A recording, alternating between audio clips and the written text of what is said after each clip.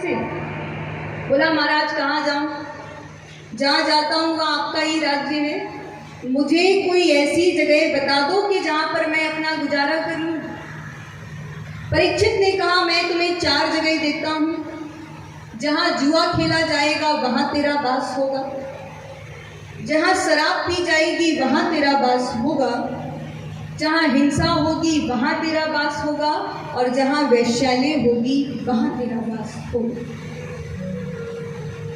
अब कलयुग सोचने लगा कि ना तो राजा शराब पीते हैं, ना राजा हिंसा करते हैं, ना राजा वैश्यालय जाते हैं। अगर राजा पर ही असर नहीं होगा तो प्रजा पर कैसे होगा? पहले घर वाले बिगड़े तभी तो बाहर वाले बिगड़े।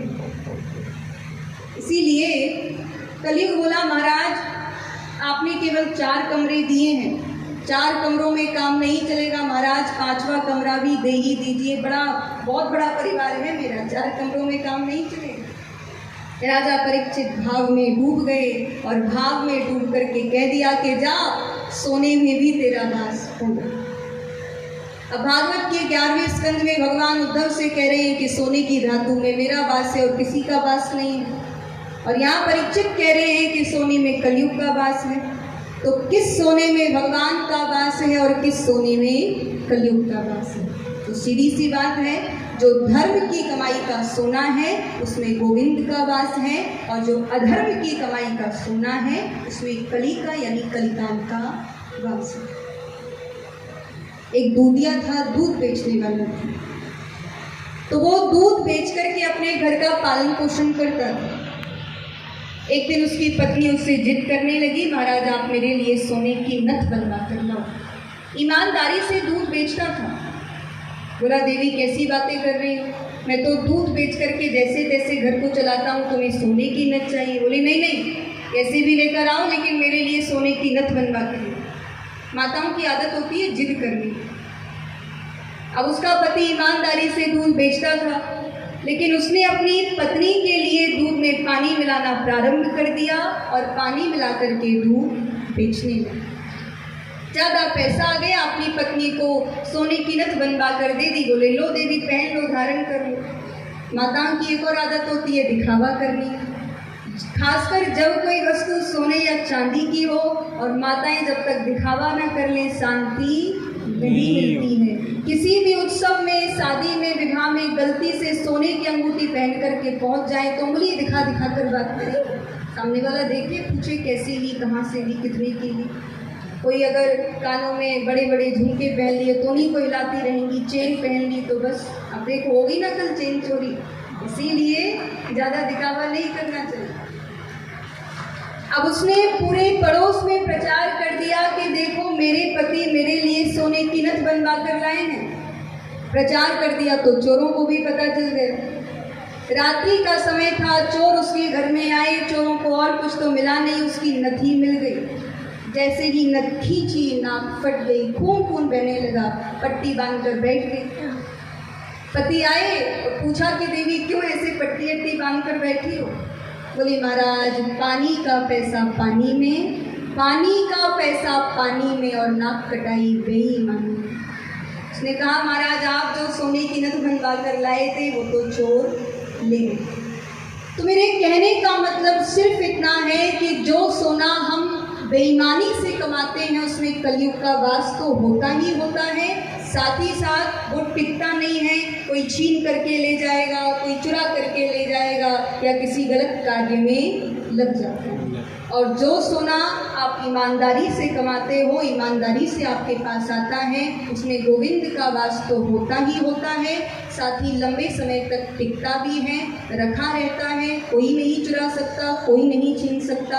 और अगर आपके जीवन में कोई ऐसी आर्थिक परिस्थिति आ जाए तो उसमें वो काम भी आ जाता है। राजा परीक्षित सोचने लगे बहुत दिन हो गए मुझे राजा बने, मैंने अपने खजाने में तो देखा ही नहीं, मेरे बाबा मेरे लिए खजाने में क्या छोड़ करके गए हैं। राजा परीक्षित खजाने में पहुंचे, देखा वहां पर एक चमकीला मुकुट डला हुआ था, और वो मुकुट जरासंध ने 20,000 राजाओं से छीन कर बनवाया। पांडव लोग जरासंध को मारकर उस मुकुट को लाए थे, वो अधर्म की कमाई का था, इसीलिए पांडव लोग उसको पहनते नहीं थे। ये राजा परीक्षित को मालूम नहीं था। राजा परीक्षित ने उस मुकुट को धारण कर लिया। परीक्षित कली प्रभाव में डूब गए, यानी परीक्षित को शिकार खेलने की इच्छा हुई। जो राजा कभी चैटी भी नहीं मारते हैं, आज उनके मन में शिकार खेलने की इच्छा हुई और शिकार खेलने के लिए वहां से जंगल की ओर चल दिए। शिकार खेलते खेलते भूख प्यास लगी। अब जंगल में कहाँ से आया पानी? पास में ही एक समीक ऋषि का आश्रम था। महाराज परीक्षित समीक ऋषि के आश्रम में पहुंचे। समीक ऋषि समाधि लगाए हुए बैठे। राजा परीक्षित को क्रोध आ गया। ये ढोंगी महात्मा मेरे सामने आंख बंद करके बैठा है, आज मैं इसकी परीक्षा लूंगा। और मरा हुआ सर्प समीक ऋषि के गले में डाल दिया। अपने महलों में आए मुकुट उतारा तो कली प्रभाव खत्म हो गया। परीक्षित सोचने लगे, जिन हाथों से ऋषियों को माला पहनाता था, आज उन्हीं हाथों से मैंने ऋषि के गले में सर्प डाल दिया। ये हाथ मेरे जलकर राख क्यों नहीं हुए और ये पापी शरीर जलकर मेरा राख क्यों नहीं हो गया? परीक्षित सोच ही रहे थे, बालकों ने श्रृंगी ऋषि से कह दिया कि तुम्हारे पिता के गले में परीक्षित जी मरा हुआ सर्प डाल कर गए हैं। श्रृंगी ऋषि को क्रोध आ गया, हाथ में जल लेकर के श्राप दे दिया। जिन परीक्षित ने मेरे पिता के गले में सर्प डाला है, उनको आज के 7वें दिन तक्षक सर्प डस ले। दौड़े दौड़े आए, अपने पिताजी को देखा, रोने लगे। समीक ऋषि की समाधि खुली। समीक ऋषि को पता चला कि श्रृंगी ऋषि ने राजा परीक्षित को 7 दिन के अंतर्गत मरने का श्राप दिया है। क्रोध आ गया और उसको प्रायश्चित करने के लिए हिमालय की किस परिक्रमा लगाने के लिए भेजा। गौरमुख नाम के शिष्य को बुलाया और कहा, जाओ बेटा, तुम परीक्षित को बता देना कि उन्हें 7 दिन में मरने का श्राप मिल चुका है, अगर कोई उपाय हो सके तो कर ले।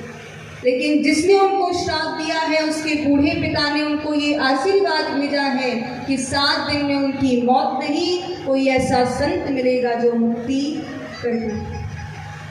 गौरमुख नाम का शिष्य परीक्षित के पास गया। जब ये समाचार परीक्षित को बताया तो परीक्षित जी बिल्कुल दुखी नहीं हुए, प्रसन्न हो गए। कहने लगे, संतों की करुणा तो देखो, संतों की भावना तो देखो। मैंने तो संत के गले में मरा हुआ सर्प डाला, मैंने तो उनका अपमान किया, लेकिन बदले में संत ने मुझे मेरी मृत्यु बता दी, मुझे मेरा भविष्य बता दिया। ये बता दिया कि बेटा, तुम्हारे पास केवल 7 ही दिन है, 8वां कोई दिन नहीं है।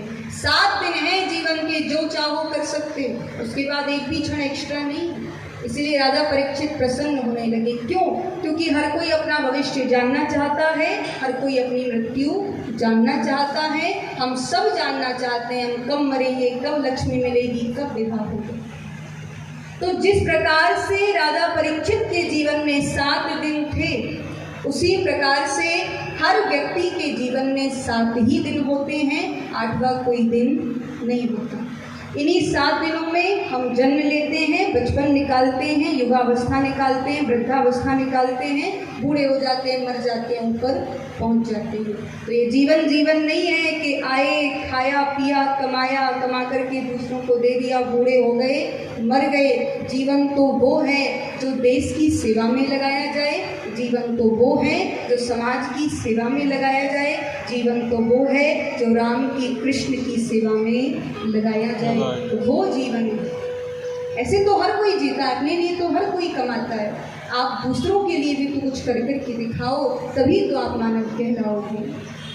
राजा परीक्षित को पता चला 7 दिन के अंतर्गत मरने का श्राप मिला है, उसी समय अपने संपूर्ण राज्यपाट को त्याग दिया। 50 वर्ष की आयु में राजा परीक्षित को श्राप मिला था। अच्छा बताइए, 50 के बाद जो गिनती आती है वो कौन सी आती है? 50 के बाद क्या आता है? आप लोग बोलते नहीं हो, घर में बात नहीं करते। क्या आता है? 51 के बाद 52। तो जो गिनती है 50 के बाद, वो भी ये सिखा रही है कि 51, 52, यानी 51 के हो चुके हो, अब तो वन की ओर चले जाओ, अब तो जंगल की ओर चले जाओ। अब आवश्यकता नहीं है कि तुम संसार में मोह रखो, आवश्यकता नहीं है कि तुम परिवार के बीच में रहो। लेकिन इंसान नहीं मानता, इंसान बड़ा ही ठीक होता है, उसे मतलब नहीं है गिनती से, उसे तो मतलब है पैसों की गिनती से। उसे बाकी गिनती से कोई मतलब नहीं है। तो जो अपना जीवन भगवान को समर्पित कर देता है वही श्रेष्ठ मानव है, बाकी सब ऐसे ही हो। बोली राधा रानी सरकार की जय हो। तेरी